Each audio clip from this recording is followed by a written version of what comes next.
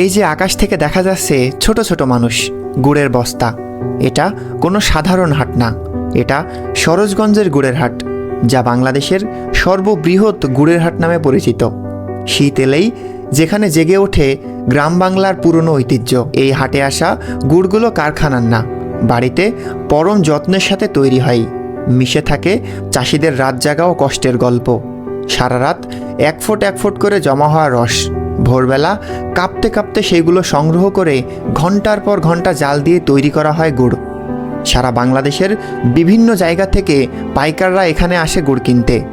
এই গুড়ের আলাদা কোনো ব্র্যান্ড বা লেবেল না থাকলেও আছে শুধু বিশ্বাস আর স্বাদের নিশ্চয়তা। এখানকার গুড়ের রং বলে দেয় রস কতটা ভালো ছিল, গন্ধ বলে দেয় আগুন কতটা সঠিক ছিল। এখানে কথার চেয়ে চোখ আর নাক বেশি কাজ করে। এই মানুষগুলো শুধু বিক্রেতা না, এরা খেজুর গাছ কাটে, রস চাল দেয় আর সারা বছর এই সময়টার জন্য অপেক্ষা করে।